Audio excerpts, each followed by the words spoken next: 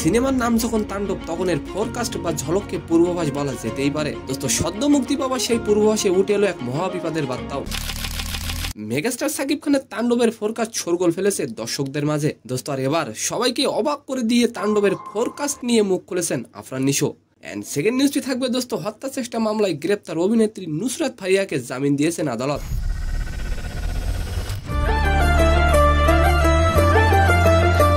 দোস্ত তবে তার জামিনে খুশি হয়ে পোস্ট করে কি লিখলেন জায়েদ খান, তো আশা করি নিউজ দুটি জানতে অবশ্যই ভিডিওটি সম্পূর্ণ দেখবেন।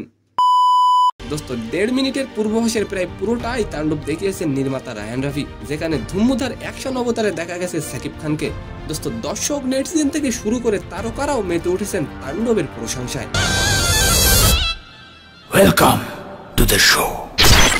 তাদের একজন পদ্মার জনপ্রিয় অভিনেতা আফরান নিশো তাণ্ডব সিনেমার প্রায় সকলকেই প্রশংসা করলেন তিনি। দোস্ত তাণ্ডব সিনেমা কি পারবে বরবাদের এই বিশাল রেকর্ড ভাঙতে?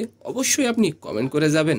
সদ্য একটি ফটো স্ট্যাটাস দিয়েছেন নিশো। শুরুতে সাকিব খানকে নিয়ে নিশো লিখেছেন, তাণ্ডব ফোরকাস্ট অসাধারণ, সাকিব খান এক শক্তিশালী উপস্থিতি। দোস্ত পরিচালক রায়ান রাফিকে নিয়ে তিনি লিখেছেন, তার দুর্দর্শী পরিচালক তাণ্ডব সিনেমাকে অন্য এক উচ্চতায় নিয়ে গেছে।